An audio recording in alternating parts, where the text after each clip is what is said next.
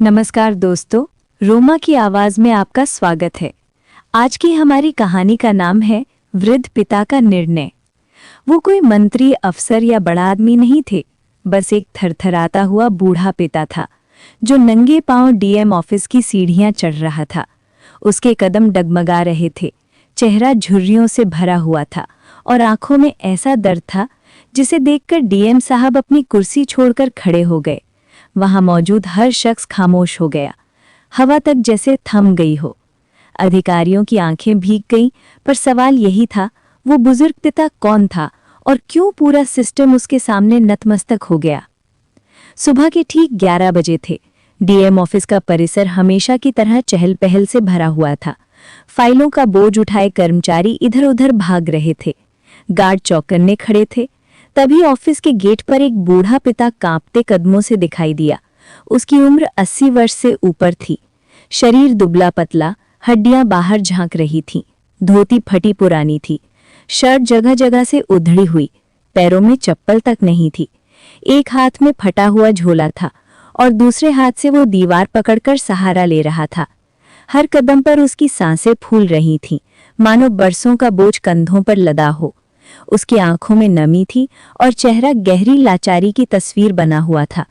जैसे तैसे वो दफ्तर के अंदर पहुंचा और पास खड़े एक बाबू से थरथराती आवाज में बोला, गुरुजी, मेरी एक अर्जी लिख दीजिए, मेरी बात सुन लीजिए।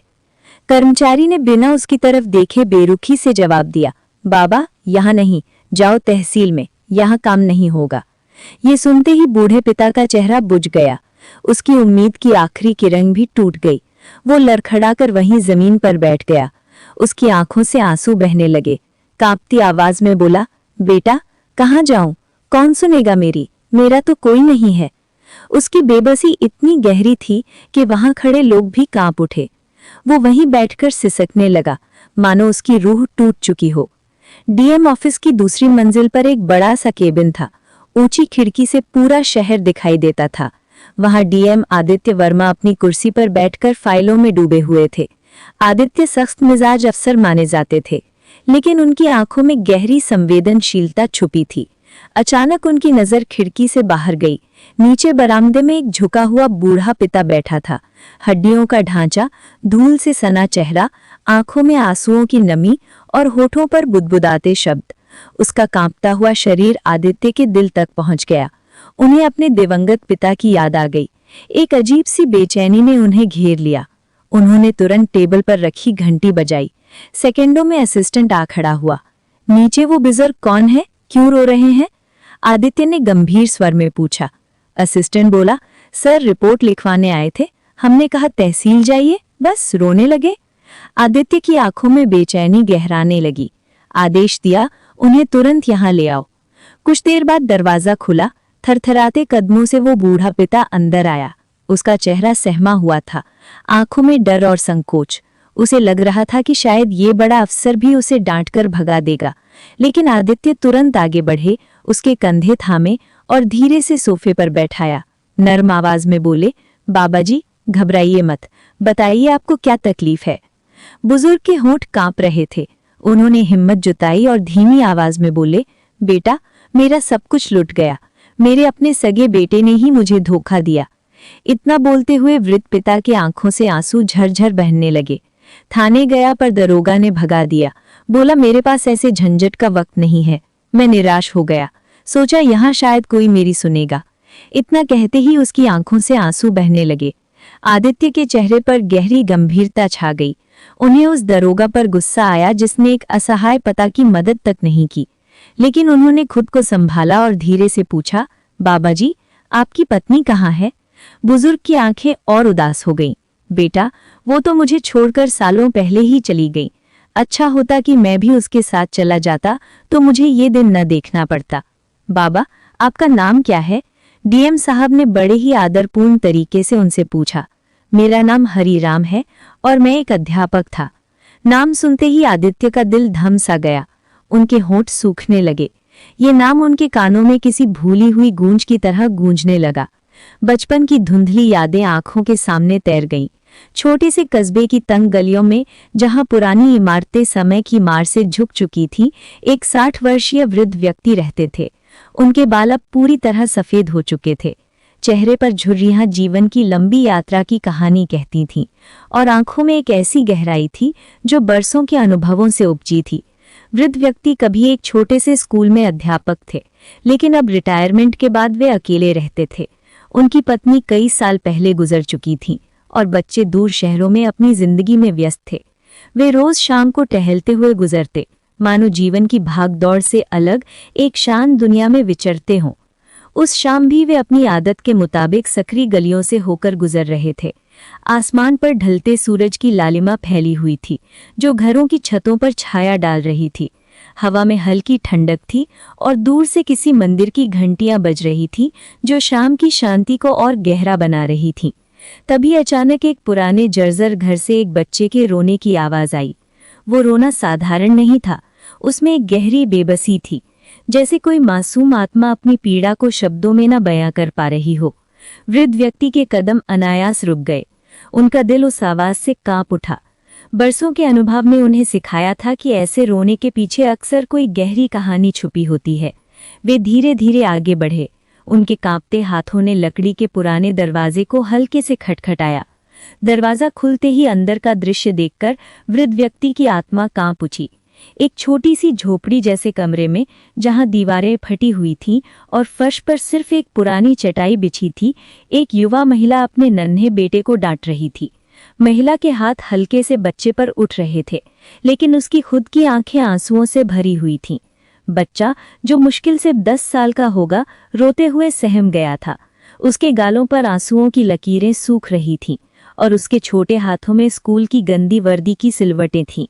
माँ की स्थिति और भी दयनीय थी। उसके कपड़े पुराने और फटे हुए थे, चेहरे पर थकान की गहरी छाया थी और आंखों में एक ऐसी वेदना थी जो गरीबी की क्रूरता को बयां कर रही थी। वृद्ध व्यक्ति ने अपनी धीमी और अनोखी आवाज में कहा, बहन, जीवन की ये लड़ाई आसान नहीं, लेकिन प्यार से जीती जाती है। फिर बच्चे के सिर पर स्नेह से हाथ फेरा, उसके आंसुओं को पोंछा और धीरे से घर से निकल आए। बाहर आकर वे ठहर गए। उनकी आंखें नम हो गईं। गरीबी की ये तस्वीर उन्होंने पहले भी देखी थी, लेकिन हर बार ये उनके दिल को नई तरह से छलनी कर देती थी। दिन बीतते गए। प्रत्येक व्यक्ति की जिंदगी अपनी रफ्तार से चल रही थी, लेकिन उस शाम की घटना उनके मन में कहीं गहरे बस गई थी। एक सुबह वे सब्जी मंडी गए, जहां हलचल भरी थी। दुकानदारों की पुकारें, खरीदारों की भीड़ और हवा में ताज़ी सब्जियों की महक। वे कुछ सब्जियां खरीदने में व्यस्त थे। तभी उनकी नज़र उसी छोटे लड़के पर पड़ी। लड़का, जिसका नाम आदित्य था, एक पुरानी झोली लिए मंडी के हर कोने में दौड़ दौड़ कर घूम रहा था। वो जमीन पर गिरी हुई सब्जियां बटोर रहा था, कभी एक सड़ा हुआ टमाटर, कभी टूटा हुआ आलू, कभी मुरझाई हुई हरी मिर्च। उसके चेहरे पर पसीना था, लेकिन आंखों में एक चमक थी, जैसे वो कोई अनमोल खजाना इकट्ठा कर रहा हो। उसके पैरों में फटे हुए जूते थे जो हर कदम पर चरमराते थे, और तन पर वही गंदी स्कूल पर्दी जो जगह जगह से फटी हुई थी। कुछ देर बाद रोहन ने सड़क किनारे एक पुरानी चादर बिछाई। उसने अपनी बटोरी हुई सब्जियों को सजाया। हालांकि वे ताज़ी नहीं थीं, लेकिन उसने उन्हें साफ करके रखा था। फिर ऊंची मासूम आवाज में पुकारने लगा, लो सब्जी ले लो, सस्ती सब्जी ले लो, 1 रुपए में 2 टमाटर। उसके चेहरे पर धूल जमी थी, लेकिन उसकी आंखों में उम्मीद की एक छोटी सी लौ जल रही थी, जैसे गरीबी के अंधेरे में भी कोई किरण टिमटिमा रही हो। तभी एक बड़ा दुकानदार आया, जिसकी दुकान पास ही थी। उसे ये छोटा सा ठेला पसंद नहीं आया। शायद उसके कारोबार में बाधा लग रही थी। उसने झल्लाकर एक जोरदार लात मारी। सब्जियां सड़क पर बिखर गईं, कुछ गाड़ियों के नीचे कुचल गईं। रोहन को भी धक्का देकर गिरा दिया। बच्चा दर्द से तड़प उठा। उसके घुटने छिल गए, लेकिन उसकी जबान से एक शब्द नहीं निकला। वो चुपचाप आंसू पोंछते हुए फिर सब्जियां समेटने लगा। उसकी छोटी उंगलियां कांप रही थीं, लेकिन उसने हार नहीं मानी। थोड़ी दूर जाकर उसने फिर चादर बिछाई। इस बार किस्मत ने साथ दिया। जिस दुकान के सामने वो बैठा, वहां का दुकानदार दयालु था। उसने कुछ नहीं कहा, बल्कि मुस्कुरा कर देखा। रोहन की सब्जियां जल्दी बिक गईं, क्योंकि दाम बहुत कम थे और कुछ लोग उसकी मासूमियत पर तरस खाकर खरीद लेते थे। हाथ में कुछ सिक्के आ गए। वृद्ध व्यक्ति ने चुपके चुपके उसका पीछा किया। आदित्य पैसे लेकर एक पुरानी कपड़े की दुकान पर पहुंचा। वहां उसने एक पुराना स्कूल बैग खरीदा, जो शायद किसी ने इस्तेमाल किया हुआ था, और उसे पीठ पर डालकर स्कूल की ओर चल पड़ा। लेकिन मंडी से स्कूल का रास्ता लंबा था और वो पहले ही देर कर चुका था। स्कूल पहुंचते पहुंचते 1 घंटा हो गया। क्लास में दाखिल होते ही अध्यापक गुस्से से लाल हो गए। उन्होंने डांटते हुए छड़ी उठाई और कई बार कर दिए। आदित्य बिना विरोध किए मार खाता रहा। उसके होंठ कांप रहे थे, लेकिन वो चुप रहा, मानो ये उसका रोज का भाग्य हो। मार खाना, अपमान सहना और फिर आगे बढ़ना। वृद्ध व्यक्ति तुरंत आगे बढ़े और उन्होंने अध्यापक का हाथ रोका और कहा, गुरुजी, ये मासूम बच्चा है, इसे इतनी शक्ति से मत मारिए, क्या पता इसके पीछे कोई मजबूरी हो। अध्यापक ने कठोर स्वर में उत्तर दिया, आप नहीं जानती बाबा, ये रोज देर से आता है। मैंने कई बार इसके घर खबर भेजी है, लेकिन कोई असर नहीं। अगर सजा ना दूं तो ये और बिगड़ जाएगा। स्कूल के नियम हैं और मैं उन्हें तोड़ नहीं सकता। वृद्ध व्यक्ति ने उनसे मोबाइल नंबर लिया और भारी मन से लौट आए। रात भर वे बेचैन रहे। रोहन का मासूम चेहरा, उसका मौन संघर्ष, उसकी आंखों में छिपी पीड़ा, सब उनकी आंखों के सामने घूमता रहा। उन्होंने सोचा, गरीबी कितनी क्रूर है। ये ना सिर्फ पेट की भूख बढ़ाती है, बल्कि बच्चों की मासूमियत को भी चुरा लेती है। अगले दिन वृद्ध व्यक्ति ने ठान लिया कि इस सच्चाई को सामने लाना होगा। उन्होंने अध्यापक और आदित्य की मां दोनों को फोन किया और मंडी चलने का आग्रह किया। पहले तो दोनों हिचकिचाए। मां को काम छोड़ना पड़ा, अध्यापक को क्लास, लेकिन वृद्ध व्यक्ति की गंभीरता और दृढ़ता के आगे वे मान गए। तीनों अलग अलग कोनों में छिपकर खड़े हो गए ताकि आदित्य उन्हें न देख सके। वही मंजर दोहराया गया। रोहन फिर सब्जियां बटोर रहा था, लात खा रहा था, धक्के सह रहा था। एक दुकानदार ने उसे अपमानजनक शब्द कहे, जा भाग यहां से, भिखारी कहीं का। लेकिन आदित्य चुप रहा। उसकी आंखों में आंसू थे, लेकिन होंठ सिले हुए। आखिरकार सब्जियां बिक गईं। फिर वो उसी कपड़े की दुकान पर गया। दुकानदार ने मुस्कुराते हुए कहा, बेटा, आज पूरे पैसे हो गए। लो, ये नया सूट तुम्हारा, मैंने इसे तुम्हारे लिए रखा था। आदित्य ने सूट लिया, उसे बैग में रखा और स्कूल की ओर चल पड़ा। स्कूल पहुंचकर वो सीधे अध्यापक के पास गया और बोला, गुरुजी, मैं फिर देर से आया हूं, आप चाहें तो मुझे मार लीजिए। लेकिन इस बार अध्यापक की आंखों से आंसू बह निकले। उन्होंने छड़ी फेंक दी और रोहन को गले से लगा लिया। बेटा, मैंने तुम्हें गलत समझा, माफ कर दो। वृद्ध व्यक्ति ने धीरे से रोहन से पूछा, बेटा, ये नया सूट किसके लिए है? रोहन ने कांपते स्वर में आंखें नीचे करके कहा, अंकल, मेरी माँ रोज मजदूरी करती है। उसके कपड़े इतने पुराने और फटे हैं कि लोग उसका मजाक उड़ाते हैं। कभी कभी काम मिलने में भी दिक्कत होती है। मैंने सोचा इस त्योहार पर मैं अपनी माँ को नया सूट दूंगा। कई हफ्तों से रोज सब्जियां बेचकर पैसे जमा कर रहा था। अब ये सूट दर्जी को दूंगा ताकि सिलवाकर अपनी माँ को दे सकूं। मैं नहीं चाहता कि माँ को कोई दुख पहुंचे। इतना सुनते ही माँ जमीन पर बैठ गई और फूट फूट कर रोने लगी। हे भगवान, मैं इसे नालायक समझती थी, गुस्से में मारती थी, लेकिन ये तो मेरे लिए अपनी खुशियां कुर्बान कर रहा था।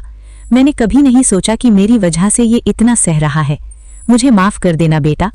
अध्यापक की आंखों से भी आंसू बह निकले। उन्होंने आदित्य के सिर पर हाथ रखा और कहा, बेटा, अब तुम्हें कोई नहीं मारेगा। मैं खुद तुम्हारी मदद करूंगा, तुम्हारी पढ़ाई का खर्च उठाऊंगा और अगर जरूरत पड़ी तो तुम्हें घर पर पढ़ाऊंगा। वृद्ध व्यक्ति की आंखें भी भीग चुकी थीं। उन्होंने गहरी सांस ली और सोचा, गरीबी सिर्फ पेट की भूख नहीं है, ये बच्चों के सपनों को कुचलती है, उनकी मासूमियत को चुराती है।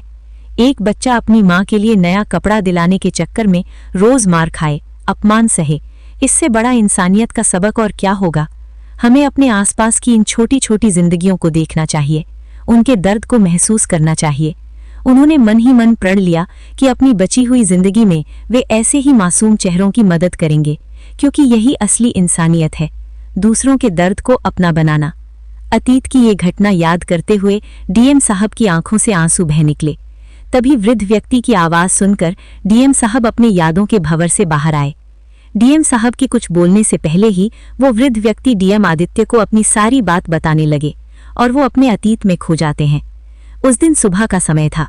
सूरज की पहली किरणें धीरे धीरे शांतिधाम वृद्धाश्रम के आंगन को सुनहरा रंग दे रही थीं। हल्की हवा में पेड़ों की पत्तियां सरसराहट कर रही थीं और कहीं दूर से मंदिर की घंटियों की मधुर आवाज हवा में तैर रही थी। लेकिन इस शांत और सुकून भरे माहौल में भी हरे राम जी का मन अशांत था। उनकी निगाहें आश्रम के भारी भरकम लोहे के गेट पर टिकी थी, मानो वो गेट उनकी जिंदगी का आखिरी दरवाजा हो जो कभी खुलेगा ही नहीं। उनकी आंखों में एक गहरी उदासी थी, लेकिन कहीं ना कहीं उनके दिल के किसी कोने में अब भी एक नन्ही सी उम्मीद की चिंगारी सुलग रही थी। हर गुजरती गाड़ी की आवाज, चाहे वो कार हो, मोटरसाइकिल हो या रिक्शे की खटखट, उनके दिल में एक हल्की सी हलचल पैदा कर देती थी। शायद रोहित आया होगा, शायद मोहिनी, या शायद मेरा प्यारा पोता मुझे लेने आया हो, वो मन ही मन सोचते। लेकिन जैसे ही गाड़ी आश्रम के सामने से बिना रुके निकल जाती, उनकी आंखों में बसी इस उम्मीद की चिंगारी एक बार फिर मध्यम पड़ जाती। उनके चेहरे पर निराशा की गहरी लकीरें उभर आती और वो चुपचाप अपने पुराने लकड़ी के टूटे फूटे कुर्सी पर और गहरे धंस जाते। आज का दिन उनके लिए खास था, लेकिन ये खासियत खुशी की नहीं बल्कि एक दर्दनाक याद की थी। आज से ठीक 2 साल पूरे हो रहे थे जब हरिराम जी को उनके बेटे रोहित और बहू मोहिनी ने इस वृद्धा आश्रम में छोड़ा था। और संयोग देखिए, 2 साल पहले आज ही के दिन उनके पोते का 5वां जन्मदिन था। वो दिन हरिराम जी के लिए एक सुनहरा पल था जो अब एक कड़वी याद बन चुका था। पिछले 2 साल पहले उनके घर में खुशियों का माहौल था। हॉल को रंग बिरंगे गुब्बारों, झालरों और फूलों से सजाया गया था। हर तरफ हंसी ठहाके और उत्साह की लहर थी। रिश्तेदार, पड़ोसी, दोस्त सब जमा थे। छोटे छोटे बच्चे इधर उधर दौड़ रहे थे और उनके पोते की मासूम मुस्कान हर किसी का दिल जीत रही थी। हरिराम जी उस दिन अपने आप को दुनिया का सबसे भाग्यशाली दादाजी समझ रहे थे। उनके पोते ने जब केक काटा और अपनी छोटी सी हथेली से उन्हें केक खिलाया तो उनकी आंखें खुशी से झलक आई थीं। बरसों बाद उन्हें ऐसा लगा था कि उनकी जिंदगी में सब कुछ परिपूर्ण है। लेकिन उस खुशी का साया ज्यादा देर तक नहीं टिका। हरिराम जी अपने बेटे रोहित और बहू मोहिनी के साथ रहते थे। परिवार संपन्न था, घर बड़ा था और सुख सुविधाओं की कोई कमी नहीं थी। बाहर से देखने पर सब कुछ एक आदर्श परिवार जैसा लगता था, लेकिन उम्र ने अब हरिराम जी को कमजोर बना दिया था। कभी मजबूत कद काठी वाले, मेहनती और पूरे गांव में इज्जतदार व्यक्ति माने जाते थे। उन्होंने अपनी जवानी के दिनों में मेहनत करके अपने परिवार को सुख संपन्न बनाया था, पर अब समय ने करवट बदली और उनका शरीर थक गया। चलते समय उनके कदम लड़खड़ा जाते, आंखों को चश्मे का सहारा था और हाथ कांपते थे। फिर भी वे हमेशा परिवार को एक सूत्र में बांध रखने की कोशिश करते। घर की एक अच्छी परंपरा थी कि रोज शाम को पूरा परिवार एक साथ टेबल पर बैठकर भोजन करता। यही समय हरिराम जी के लिए सबसे खास होता, क्योंकि उस पल उन्हें लगता कि परिवार अब भी एक साथ है। एक शाम रोज की तरह सब खाने बैठे। रोहित तब थक से लौटा था और थका हारा होने के कारण जल्दी जल्दी खाने में लग गया। मोहिनी ने भी प्लेट सजाई और पास ही उनका बेटा बैठ गया। हरिराम जी भी पास की कुर्सी पर आकर धीरे धीरे थाली उठाने लगे, लेकिन उनकी कमजोर हथेलियां कांप गईं और थाली डगमगाकर थोड़ी सी दाल टेबल पर गिर गई। ये देखकर मोहिनी ने घृणा भरी नजर से उनकी ओर देखा। रोहित ने भी असहज होकर सांस खींची और बिना कुछ कहे चुपचाप खाने में लग गया। बेचारे हरिराम जी ने कुछ नहीं कहा। उन्होंने कांपते हाथों से जैसे तैसे खाना शुरू किया, लेकिन कभी निवाला कपड़ों पर गिर जाता, कभी थोड़ा सा चावल नीचे हर्ष पर। मोहिनी से आखिर सहा नहीं गया। वो चिढ़ते हुए बोली, हे भगवान, कितनी गंदी तरह से खाते हैं। मन करता है इनकी थाली टेबल से हटाकर किसी कोने में लगवा दूं। रोहित ने पत्नी की ओर देखा और सिर हिलाते हुए जैसे उसकी बात मान ली। श्रीराम जी ने सब सुन लिया, परंतु उन्होंने कुछ नहीं कहा। उनकी डबडबाई आंखें सब बयां कर रही थीं। वे चुपचाप थाली की ओर देखते रहे। अगले दिन मोहिनी ने टेबल के कोने में एक छोटी चौकी पर हरिराम जी की थाली लगा दी। अब उन्हें वहीं बैठकर खाना खाना पड़ता था। उनकी आंखों में आंसू तैर आए, पर बेटे और बहू के सामने उन्होंने खुद को संभाल लिया। उनका पोता ये सब चुपचाप देख रहा था। उस दिन भी जब हरिराम जी कांपते हाथों से खाना खाने लगे और निवाला कभी इधर तो कभी उधर गिरा, उनका पोता अपनी प्लेट छोड़कर लगातार उनकी तरफ देखता रहा। मोहिनी ने पूछा, क्या हुआ बेटा, तुम दादाजी की तरफ क्यों देख रहे हो? खाना क्यों नहीं खा रहे? बच्चा मासूमियत से बोला, माँ, मैं सीख रहा हूँ कि जब आप और पापा बूढ़े होंगे तो मैं भी आपको ऐसे ही कोने में बैठाकर खाना खिलाऊंगा। ये सुनते ही रोहित और मोहिनी के चेहरे उतर गए। बच्चे की मासूमियत ने उन्हें आईना दिखा दिया था। रोहित तुरंत उठकर अपने पिता हरिराम जी के पास गया, उन्हें सहारा देकर कहा, लेकिन ये सब वो नाटक कर रहा था, क्योंकि वो अपने छोटे से बेटे के सामने खुद को गलत नहीं साबित करना चाहता था। पिताजी, आप मेरे साथ टेबल पर बैठेंगे, आपके बिना ये टेबल अधूरी है। मोहिनी भी भागकर पानी का ग्लास लाई और आंखों में आंसू भरकर बोली, पिताजी, मुझसे बहुत बड़ी गलती हो गई, अब कभी ऐसा नहीं होगा। लेकिन ये सब मोहिनी की एक चाल थी जिसको हरिराम जी समझ नहीं पा रहे थे। हरिराम जी ने आंसुओं से भीगी आंखों से बेटे और बहू को देखा। कुछ बोले नहीं, बस हल्की सी मुस्कान दी और चुपचाप टेबल पर आकर बैठ गए। जन्मदिन के कुछ ही दिन बाद रोहित और मोहिनी ने अब टीका घूमने का प्लान बनाया। श्रीराम जी को याद आया वो दिन जब रोहित ने उनके सामने बैठकर बड़े ही बनावटी प्यार और चिंता भरे लहजे में कहा था, पिताजी, हम लोग 1 महीने के लिए अफ्रीका जा रहे हैं। अब आप घर पर अकेले कैसे रहेंगे? आपकी देखभाल कौन करेगा?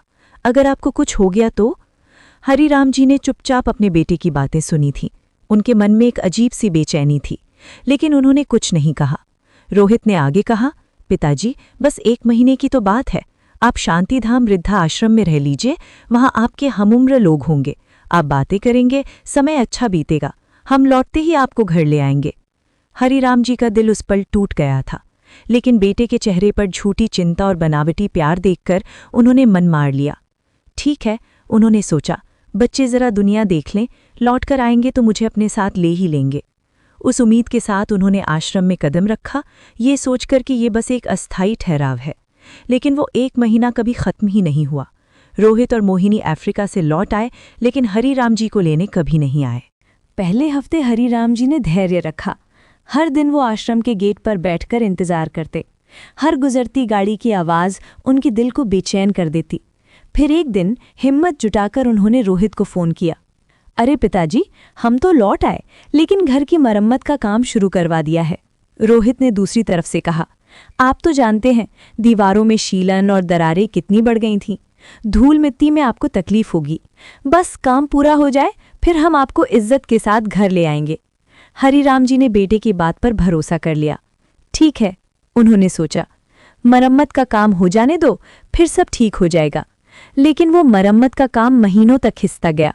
3 महीने बीत गए, फिर 6 महीने, और अब तो पूरा 1 साल होने को आया। हर बार जब हरिराम जी फ़ोन करते, उन्हें एक नया बहाना सुनने को मिलता। कभी बजट की दिक्कत, कभी मिस्त्री नहीं आया, कभी काम अभी अधूरा है। आश्रम के दूसरे बुजुर्ग साथी उन्हें बार बार समझाते, हरिराम भाई, अब तुम्हें सच स्वीकार कर लेना चाहिए। ये सब बहाने हैं। रोहित और मोहिनी तुम्हें लेने नहीं आएंगे। शुरू में हरिराम जी इन बातों पर गुस्सा हो जाते। नहीं, मेरा रोहित ऐसा नहीं है। वो मेरा बेटा है, मेरे बिना नहीं रह सकता। वो अपने बेटे का बचाव करते, अपनी उम्मीद को मजबूती से थामे रखते। लेकिन समय के साथ साथ वो उम्मीद रेत की तरह उनके हाथों से फिसलती गई। हर फोन कॉल, हर बहाना, हर खाली वादा उनके दिल में एक नई चोट छोड़ता गया। अब उनके मन ने मान लिया था, कोई उन्हें लेने नहीं आएगा। अब हर सुबह गेट पर बैठना हरिराम जी की जिंदगी का हिस्सा बन चुका था। ये इंतजार अब उम्मीद से ज्यादा एक आदत थी। पर लोहे का गेट, जो कभी उनके लिए एक नई शुरुआत का प्रतीक था, अब उनके जीवन का एक कठोर सत्र बन चुका था। भारी बंद और उनकी दुनिया को हमेशा के लिए बाहर से काट देने वाला। हरिराम जी की आंखें अब भी गेट की ओर टिकी रहती थीं, लेकिन अब उनमें वो पहले जैसी चमक नहीं थी। उनकी नजरें खाली थीं, जैसे वो गेट को नहीं बल्कि अपनी जिंदगी के खोए हुए पलों को देख रही हों। वो सोचते, क्या गलती थी मेरी? मैंने तो अपने बेटे के लिए सब कुछ किया। उसकी पढ़ाई, उसकी शादी, उसका घर, सब कुछ मैंने ही तो संभाला। फिर क्यों आज मैं यहाँ हूँ? आश्रम के बाकी बुजुर्गों की तरह हरिराम जी भी अब धीरे धीरे इस सच्चाई को स्वीकार करने लगे थे कि ये आश्रम भी अब उनका आखिरी ठिकाना है। लेकिन फिर भी कहीं उनके दिल में किसी कोने में एक छोटा सा बच्चा अब भी इंतजार कर रहा था। शायद एक दिन वो गेट खोले और उनका रोहित उन्हें गले लगाकर कहे, पिताजी चलिए अब घर चलते हैं। लेकिन वो गेट कभी नहीं खुला और हरिराम जी का इंतजार शांति धाम के उस भारी भरकम लोहे के गेट की तरह बस एक ठंडा, स्थिर और अनंत सत्य बनकर रह गया। उस दिन रविवार की शांति में केवल चिड़ियों की चहचहाहट और हल्की हवा की सरसराहट ही सुनाई दे रही थी। लेकिन इस शांत माहौल में हरिराम जी का मन एक तूफान की तरह उथल-पुथल मचा रहा था। उनकी आंखें, जो अब तक आश्रम के भारी भरकम लोहे के गेट पर टिकी रहती थीं, आज कुछ ज्यादा ही बेचैन थीं। ये उनकी रोज की आदत थी। हर रविवार सुबह वो उस गेट के पास अपनी पुरानी लकड़ी की कुर्सी पर बैठ जाते और सूरज ढलने तक उसी गेट को ताकते रहते। हर गुजरती गाड़ी, हर हॉर्न की आवाज, हर राहगीर की आहट उनके दिल में एक नन्ही सी उम्मीद जगा देती थी। लेकिन वो गाड़ी जिसका उन्हें इंतजार था, कभी नहीं आती थी। आज का दिन उनके लिए और भी खास था। और ये खासियत उनके दिल को और भारी कर रही थी। आज उनके प्यारे पोते रोहन का 7वां जन्मदिन था। रोहन, उनकी जिंदगी की आखिरी खुशी, उनकी सांसों का सहारा। बेटे रोहित और बहू मोहिनी से उनकी उम्मीदें कब की मर चुकी थीं, लेकिन रोहन की मासूम मुस्कान और उसकी छोटी छोटी बातें अभी भी उनके दिल को गर्माहट देती थीं। वो बस एक बार, सिर्फ एक बार अपने रोहन को आंख भर पर देखना चाहते थे, उसकी हंसी सुनना चाहते थे, उसके नन्हे हाथों को अपने कांपते हाथों में थामना चाहते थे। लेकिन गेट पर बैठे बैठे समय काटना आज उनके लिए असहनीय हो गया था। एक एक पल सदी जैसा लग रहा था। घंटों भर इंतजार करने के बाद उनका सब्र जवाब दे गया। वो सब जिसे उन्होंने पिछले 2 सालों में तिनका तिनका जोड़कर बनाया था, आज एक झटके में टूट गया। उनके मन में एक हटीली जिद थी, नहीं, आज तो मैं अपने रोहन को देखकर ही रहूंगा, चाहे कुछ भी हो जाए। हरिराम जी ये अच्छी तरह जानते थे कि अगर वो अपनी असली पहचान के साथ गए तो शायद बहू मोहिनी का तिरस्कार झेलना पड़े।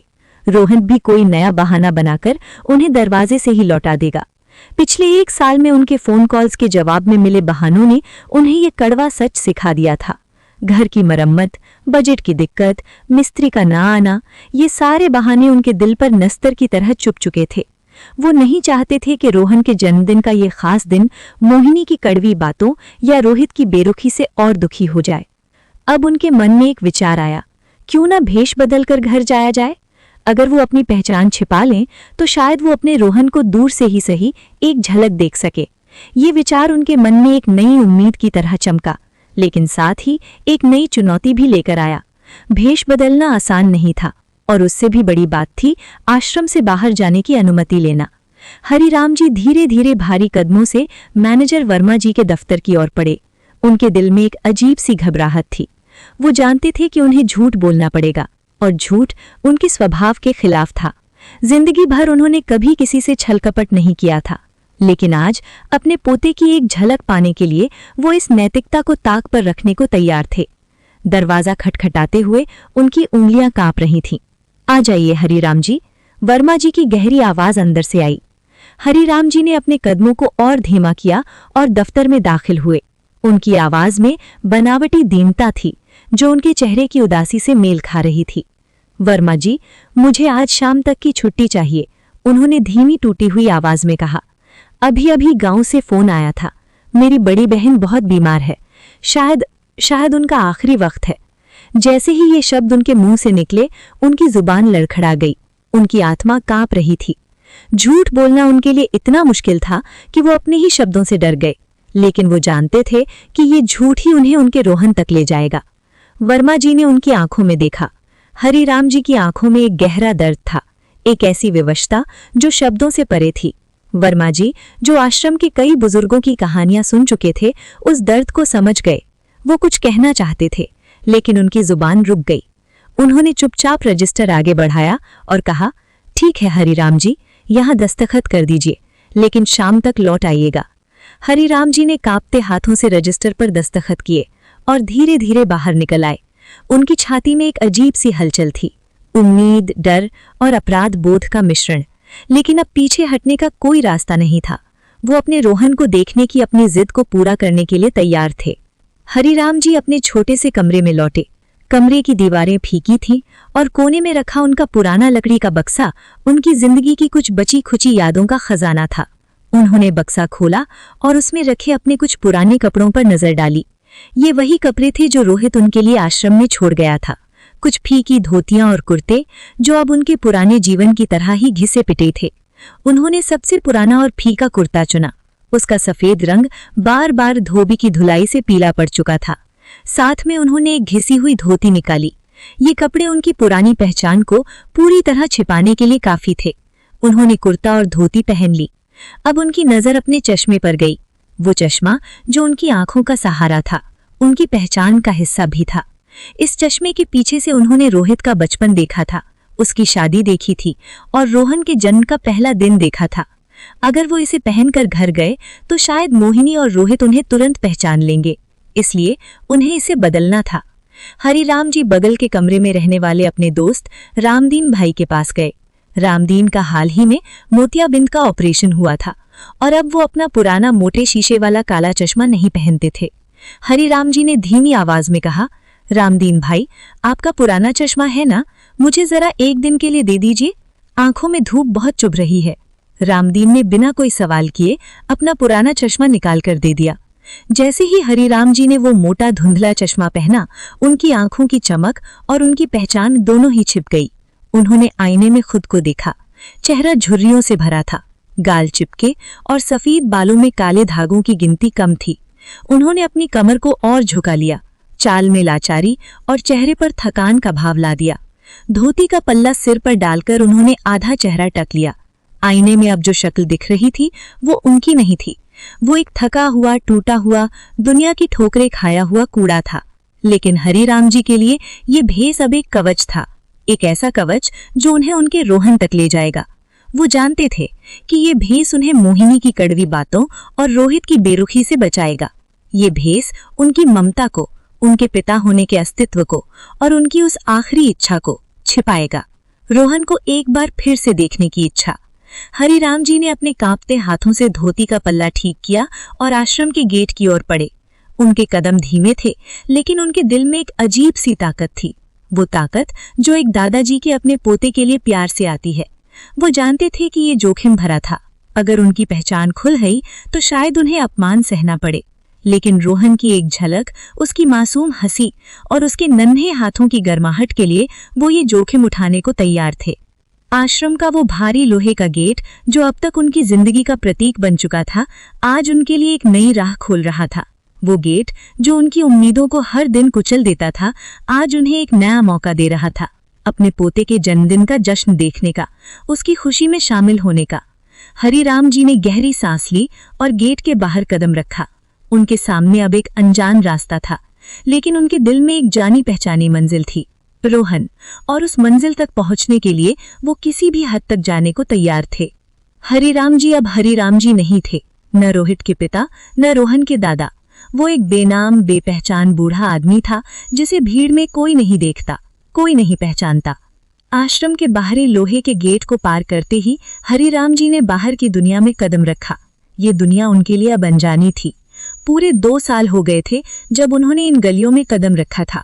ऑटो से उतरकर जब वो अपने मोहल्ले में दाखिल हुए तो उनका दिल किसी कैद पक्षी की तरह जोर जोर से फड़फड़ाने लगा। ये वही गलियां थीं जहां उन्होंने रोहित को साइकिल चलाना सिखाया था। बाई नुक्कड़ वाली हलवाई की दुकान जहां रोहित बचपन से रोज जलेबियां खाने की जिद करता था। हर मोड़, हर दुकान, हर घर जैसे कोई भूली बिसरी कहानी बनकर उनकी आंखों के सामने जिंदा हो उठा। उनकी धुंधली ऐनक के पीछे से यादों का एक साफ सुथरा चलचित्र चल रहा था। वो रोहित को अपनी गोद में उठाकर इन गलियों में घूमते थे।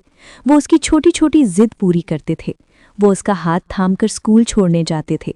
लेकिन आज वही रोहित उन्हें भूल चुका था और वो अपने ही घर की ओर एक अजनबी बनकर जा रहे थे।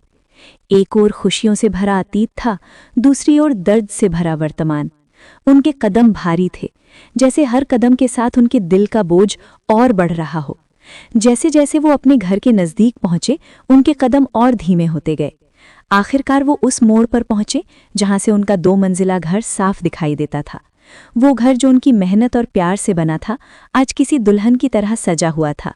गेट पर काले सुनहरे गुब्बारे लटक रहे थे, रंग बिरंगी झालरें हवा में लहरा रही थीं और लाइटें झिलमिलाकर उत्सव का माहौल बना रही थीं। आज रोहन का 7वां जन्मदिन था और घर में जश्न की रौनक थी, लेकिन हरिराम जी उस जश्न में एक बिन बुलाए मेहमान की तरह जाने वाले थे। गेट के बाहर खड़ा वो पुराना पीपल का पेड़, जिसके नीचे वो बरसों अपने दोस्तों के साथ गप्पे लड़ाया करते थे, आज मानो उनका साहस छीन रहा था। उनका दिल कांप रहा था। किस बहाने से अंदर जाऊं? अगर मोहिनी ने पहचान लिया तो?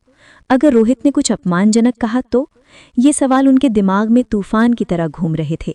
वो अपने ही घर की दहलीज पर खड़े होकर डर रहे थे, उसी घर की जिसे उन्होंने अपने खून पसीने से बनाया था।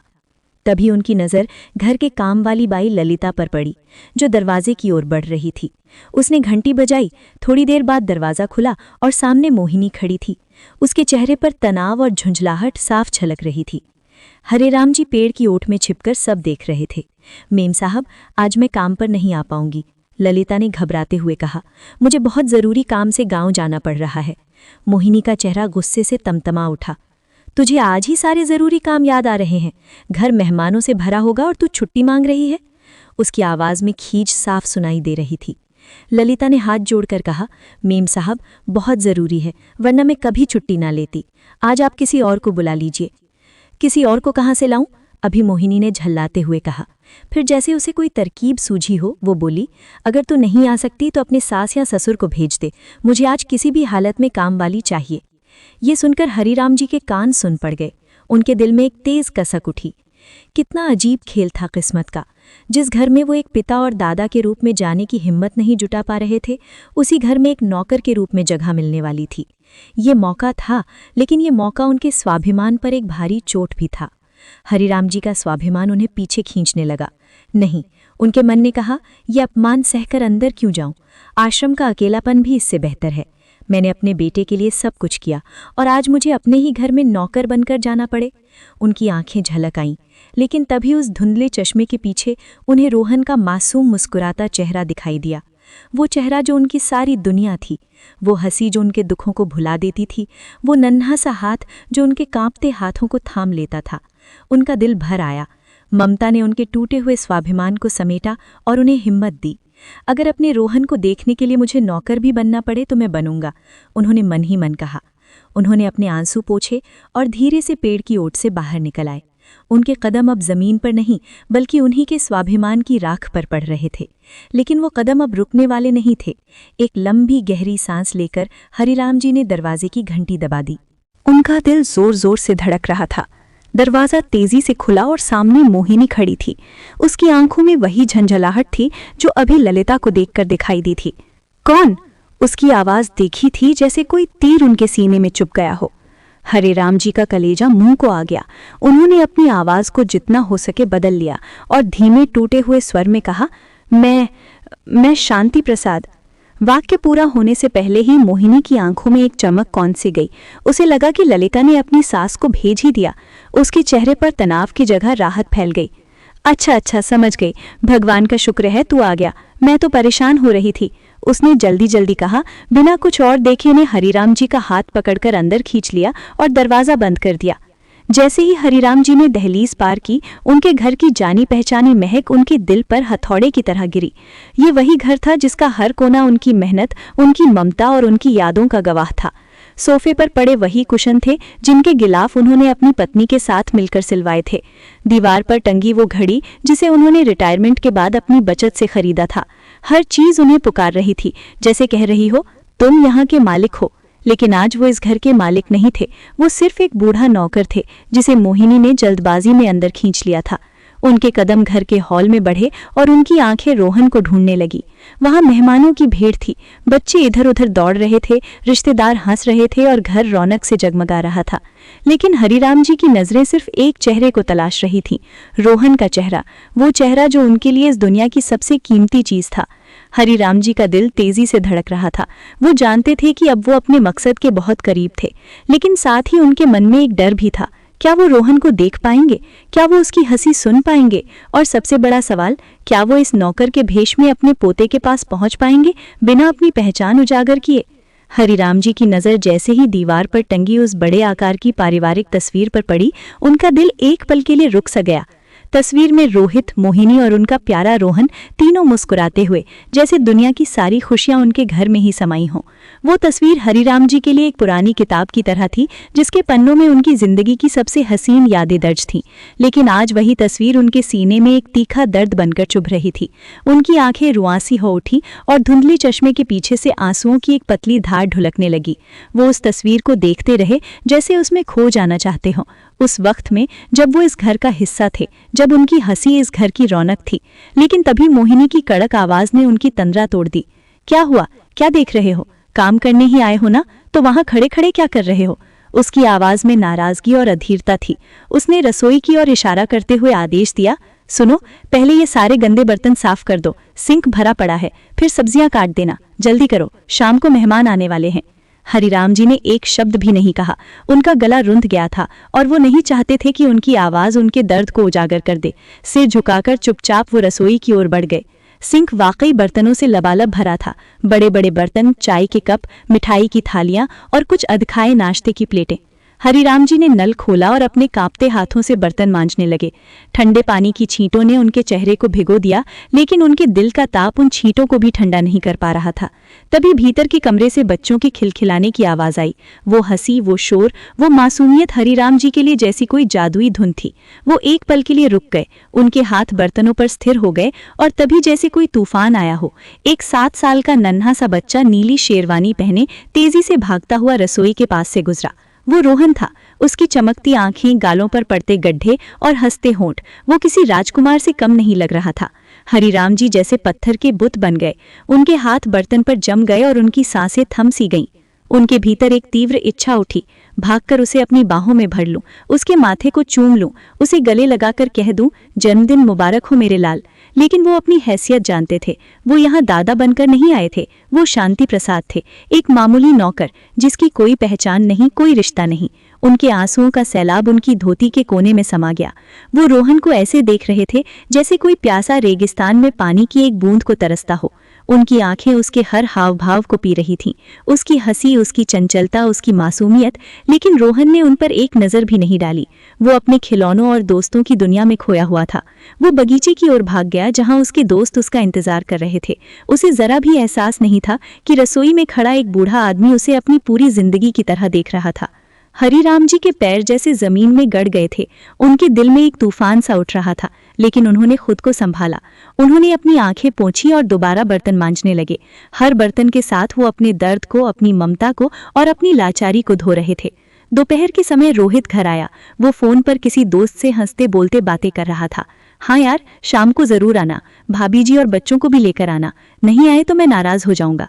उसकी बनावटी हंसी घर में गूंज रही थी। हंसते हंसते अंदर की ओर बढ़ा और तभी उसकी नज़र रसोई में काम करते हरिराम जी पर पड़ी। बस एक पल के लिए उस झुकी हुई कमर, उन थके हुए कंधों और उस फीके कुर्ते को देखकर रोहित के दिल में कुछ हलचल हुई। उसे अपने माँ बाप जैसी कोई परछाई याद आई। उसके मन में एक अनजाना सा अपनापन उमड़ा, जैसे कोई पुरानी याद उसे छू गई हो। लेकिन अगले ही पल उसने सिर झटक दिया। ये कैसे हो सकता है? पिताजी तो आश्रम में हैं, मैं भी क्या पागलों जैसी सोच रहा हूँ? उसने अपने आप से कहा और मुस्कुराते हुए फोन पर बात करता हुआ अंदर चला गया। हरिराम जी ने ये सब चुपचाप देखा। रोहित की वो एक पल की हिचकिचाहट उनके लिए एक तीर की तरह थी। वो जानते थे कि उनके बेटे का दिल अब उनके लिए पूरी तरह ठंडा हो चुका था। वो पल जो उनके लिए एक उम्मीद की किरण हो सकता था, रोहित के लिए बस एक क्षणिक भटकाव था। हरिराम जी ने चुपचाप अपनी नजरें झुका ली और बर्तन मांजने लगे। शाम ढलते ढलते घर मेहमानों से भर गया। रोहित के दोस्त, मोहिनी की सहेलियां, दूर के रिश्तेदार सब मौजूद थे। घर में महंगे इत्र की खुशबू और संगीत की गूंज थी। हंसी मजाक, बच्चों की चहल पहल और उत्साह का माहौल चारों ओर फैला हुआ था। लेकिन हरिराम जी उस रौनक से कोसों दूर थे। वो रसोई और ड्राइंग रूम के बीच दौड़ रहे थे। कभी पानी के गिलास पकड़ा रहे थे, कभी चाय नाश्ते की प्लेटें बांट रहे थे। कोई उन्हें नोटिस भी नहीं कर रहा था। वो उस भीड़ में एक अदृश्य साये की तरह थे, जिनकी मौजूदगी का किसी को एहसास तक नहीं था। और तभी वो पल आया जिसके लिए हरिराम जी ने इतना लंबा सफर तय किया था। केक लाया गया। कमरे में तालियों की गड़गड़ाहट गूंज उठी और सबने एक साथ गाना शुरू किया, happy birthday to you Rohan. Rohan के चमकते चेहरे और हंसते गालों ने पूरे कमरे को रोशनी से भर दिया। उसने बड़े उत्साह से केक काटा और तालियों की आवाज़ और तेज हो गई। फिर उसने पहला टुकड़ा उठाया और सबसे पहले अपने पिता रोहित को खिलाया। रोहित ने हंसते हुए उसे गले लगाया। फिर रोहन ने दूसरा टुकड़ा अपनी माँ मोहिनी को खिलाया और मोहिनी ने प्यार से उसके गालों को चूमा। हरिराम जी पास ही खड़े थे, एक ट्रे में पानी के गिलास थामे हुए। उनकी आंखें नम थीं और उनके दिल में एक गहरी कसक थी।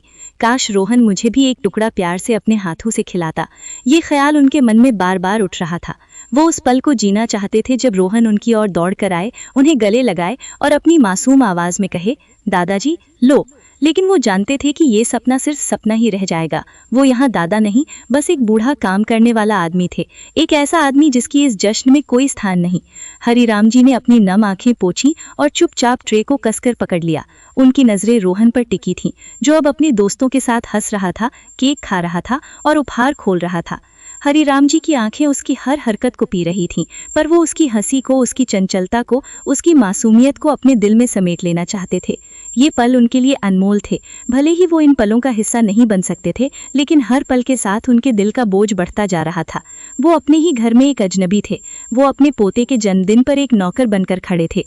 वो अपने बेटे और बहू के सामने अपनी पहचान छिपाए हुए थे। ये सब उनके लिए एक भारी बोझ था, लेकिन रोहन की एक झलक ने उस बोझ को हल्का कर दिया। वो जानते थे कि ये पल उनके लिए आखिरी हो सकते हैं। शायद वो फिर कभी रोहन को इतने करीब से ना देख पाए। हरिराम जी ने एक गहरी सांस ली और अपने काम में लग गए। वो जानते थे कि जल्द ही उन्हें इस घर से वापस आश्रम लौटना होगा। लेकिन उनके दिल में रोहन की वो मुस्कान हमेशा के लिए बस गई थी। वो मुस्कान जो उनके लिए इस दुनिया की सबसे बड़ी दौलत थी। हरिराम जी कोने में खड़े थे। उनके कांपते हाथों में पानी के गिलासों से भरी ट्रे थी। उनकी आंखें रोहन पर टिकी थीं, जो अपने दोस्तों के बीच हंस रहा था। गुब्बारों और तोहफों में खोया हुआ हरिराम जी का दिल बार बार एक ही दुआ मांग रहा था, काश रोहन एक बार मेरी तरफ देख ले, बस एक बार। लेकिन रोहन की नन्ही सी दुनिया अपनी रौनक में मस्त थी। उसे कहाँ अंदाजा था कि उसका असली दादा, जिसने प्यार से उसे पाला था, उसी के सामने एक बिन बुलाए मजदूर की तरह खड़ा है। हरिराम जी की नजरें रोहन के चमकते चेहरे पर टिकी थीं, लेकिन उनके कानों में मेहमानों की हंसी मजाक और संगीत की गूंज गूंज रही थी। वो उस जश्न का हिस्सा नहीं थे, फिर भी वो उस पल को जी रहे थे। रोहन की हर हंसी, उसकी हर हरकत उनके लिए एक अनमोल खजाना थी। वो उस खजाने को अपने दिल में समेट लेना चाहते थे, क्योंकि शायद ये उनकी आखिरी मुलाकात थी। तभी भीड़ में एक जानी पहचानी आवाज गूंजी। ये कमला आंटी की आवाज थी, इतकी बचपन की पड़ोसन जो हरिराम जी के परिवार की पुरानी शुभचिंतक थी। वो अपने आसपास नजरें दौड़ा रही थीं, जैसे कुछ ढूंढ रही हों। फिर अचानक उन्होंने रोहित की ओर देखकर पूछा, अरे रोहित बेटा, सब तो यहाँ हैं, पर तेरे पिताजी कहाँ हैं? उनके बिना तो घर का ये उत्सव अधूरा लगता है।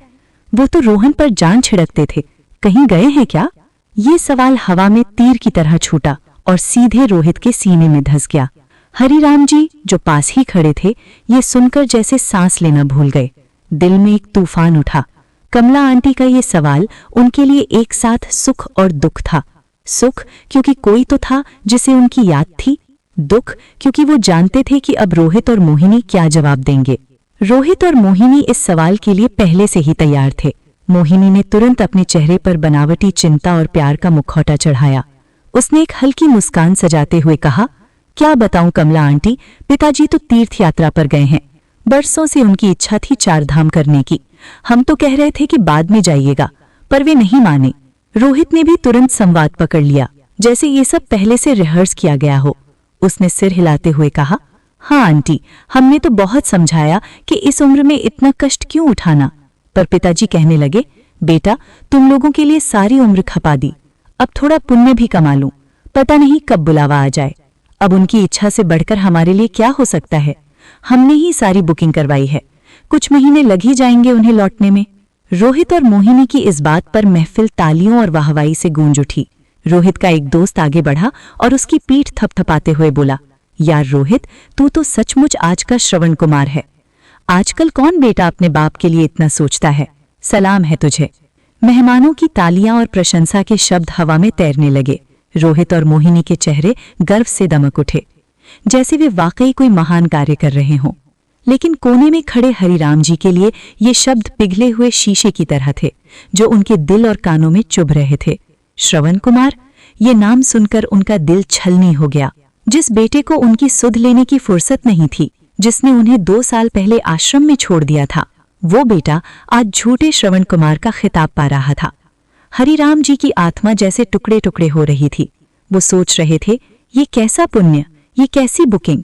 मैं तो पिछले 2 साल से आश्रम के उस गेट पर तुम्हारा इंतजार कर रहा हूँ रोहित, और तुम यहाँ मेरे नाम पर झूठ की इमारत खड़ी कर रहे हो।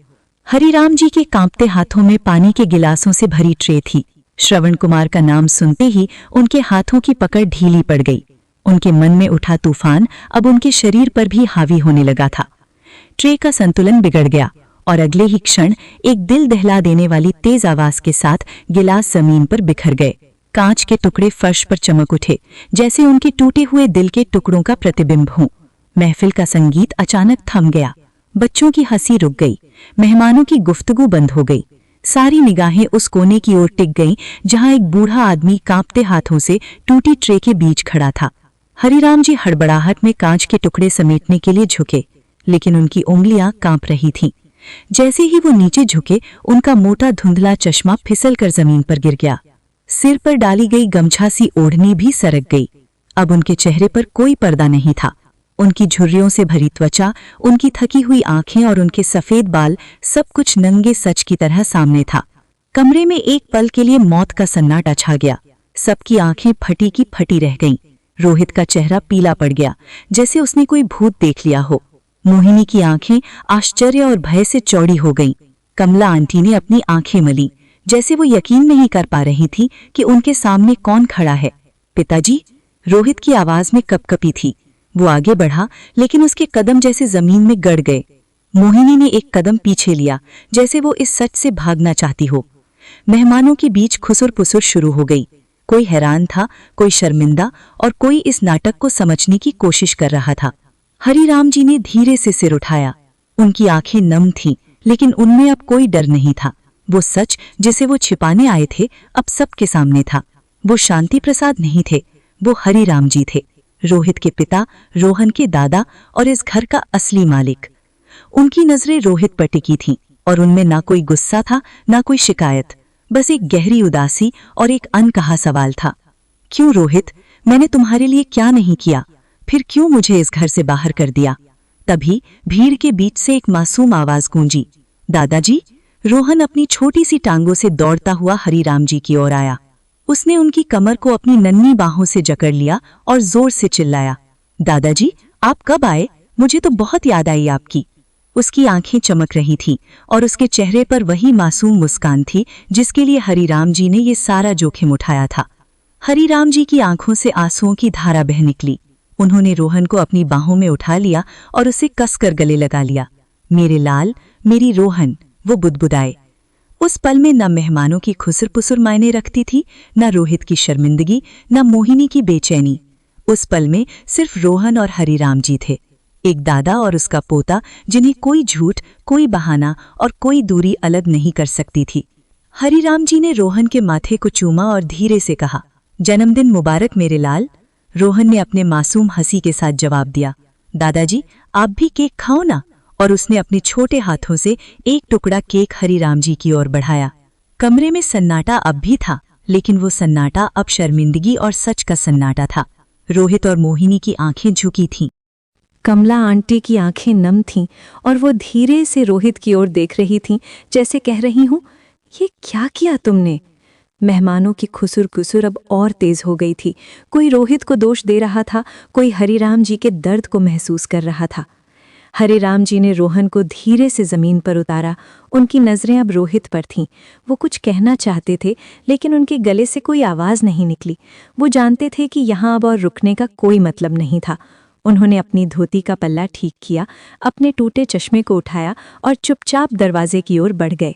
पिताजी, रोहित की आवाज पीछे से आई, लेकिन हरिराम जी नहीं रुके। वो जानते थे कि कुछ शब्दों का कोई जवाब नहीं होता। वो अपने रोहन को देख चुके थे, उसकी हंसी सुन चुके थे और उसकी गर्माहट महसूस कर चुके थे। उनके लिए ये काफी था। जैसे ही वो दरवाज़ा पार कर बाहर निकले, उनके पीछे रोहन की आवाज़ गूंजी, दादाजी, जल्दी वापस आना। हरिराम जी ने पलट कर देखा और मुस्कुराए। उनकी आंखें नम थीं, लेकिन उनके चेहरे पर एक अजीब सी शांति थी। वो जानते थे कि वो शायद इस घर में फिर कभी ना लौटें, लेकिन रोहन की वो मुस्कान उनके साथ हमेशा रहेगी।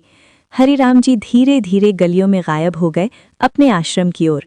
वही आश्रम जहां वो एक बार फिर से उस भारी लोहे के गेट के सामने बैठकर इंतजार करेंगे, लेकिन इस बार उनके दिल में एक नई ताकत थी, रोहन की मुस्कान की ताकत।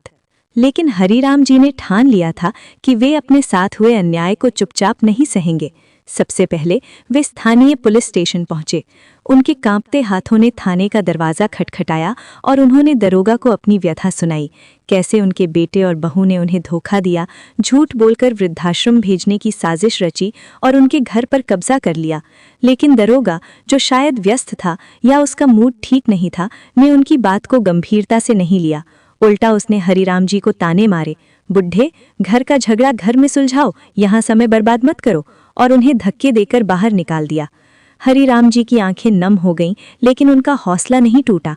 लंगड़ाते हुए, थके हुए कदमों के साथ वे जैसे तैसे जिला मजिस्ट्रेट डीएम के कार्यालय पहुंचे।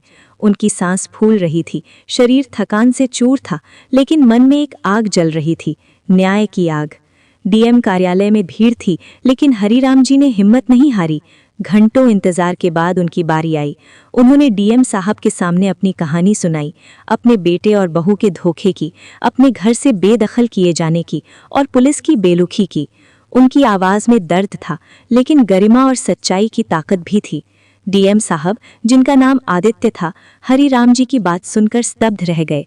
उनकी आंखों से आंसू बह निकले। लेकिन जो हुआ वो हरिराम जी के लिए भी अप्रत्याशित था। डीएम साहब खड़े हो गए, अपने हाथ जोड़कर हरिराम जी के सामने झुक गए। ये दृश्य देखकर हरिराम जी तंग रह गए। डीएम जैसे बड़े अधिकारी का इस तरह उनके सामने हाथ जोड़ना, आंसू बहाना, ये समझ से परे था।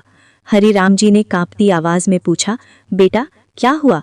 मैंने तो अपने बेटे की करतूत बताई है, तुम क्यों आंसू बहा रहे हो?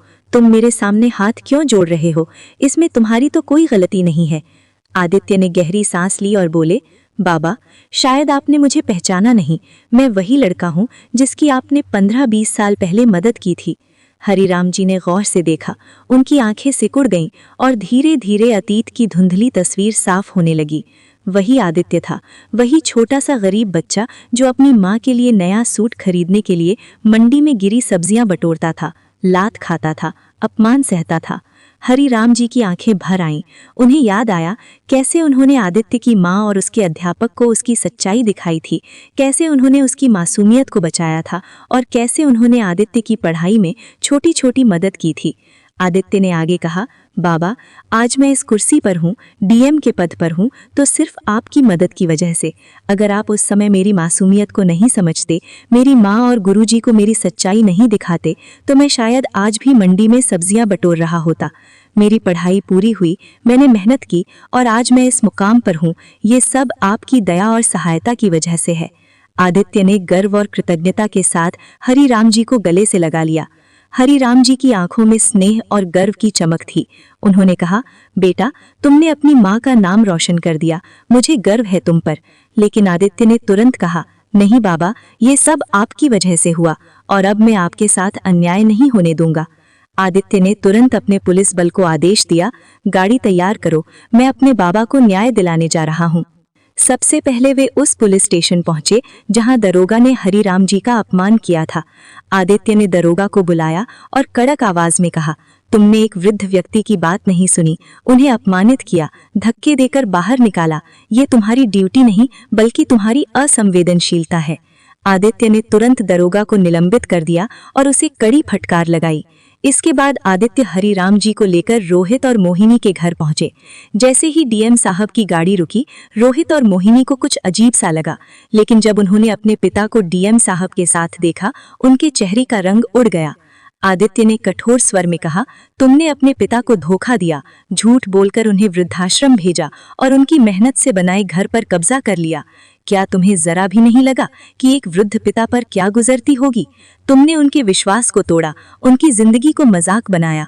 आदित्य ने पुलिस को आदेश दिया कि रोहित और मोहिनी को गिरफ्तार किया जाए, लेकिन तभी रोहित और मोहिनी हरिराम जी के पैरों में गिर पड़े। वे फूट फूट कर रोने लगे। पिताजी, हमें माफ कर दीजिए, हमने लालच में आकर गलती की, हमें नहीं पता था कि हमारा ये कदम आपको इतना दुख देगा। उनकी आंखों में पश्चाताप था, लेकिन हरिराम जी का दिल पहले ही बहुत टूट चुका था। हरिराम जी ने गहरी सांस ली और आदित्य से कहा, बेटा, इन्हें जेल भेजने की जरूरत नहीं, लेकिन मैं इन्हें इस घर में नहीं रहने दूंगा। ये मेरा घर है, मेरी मेहनत की कमाई है, इन्हें अपनी अलग व्यवस्था करनी होगी। आदित्य ने सम्मान के साथ सिर झुकाया और बोला, बाबा, जैसा आप चाहें। रोहित और मोहिनी को किराए के एक छोटे से घर में जाना पड़ा। वहां रहते हुए उन्हें अपनी गलती का एहसास होने लगा। वे समझ गए कि उन्होंने अपने पिता के साथ कितना बड़ा अन्याय किया था। दूसरी ओर आदित्य ने हरिराम जी की जिंदगी को सुकून से भर दिया।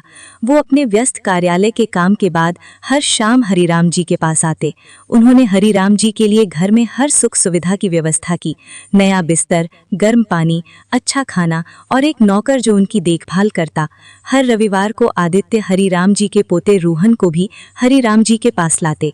दादा और पोता जैसे हरिराम जी और रोहन एक साथ बैठकर पुरानी बातें करते, हंसते और जीवन की छोटी छोटी खुशियों को जीते। हरिराम जी अब शांति का अनुभव कर रहे थे। वो शांति जो उनके बेटे रोहित को देनी चाहिए थी, अब आदित्य निभा रहा था। हरिराम जी की आंखों में अब दुख नहीं बल्कि एक गहरी संतुष्टि थी। वे सोचते, कर्म का चक्र कभी नहीं रुकता, जो बीज मैंने बोए वही आज मेरे सामने फल बनकर लौटे हैं। ये कहानी हमें सिखाती है कि इंसानियत और अच्छे कर्म कभी व्यर्थ नहीं जाते। हरिराम जी ने एक छोटे से बच्चे की मदद की थी और उसी बच्चे ने बरसों बाद उनके जीवन को नया अर्थ दिया। दूसरी ओर रोहित और मोहिनी की कहानी हमें चेतावनी देती है कि लालच और धोखा अंततः अपने ही जाल में फंस जाता है।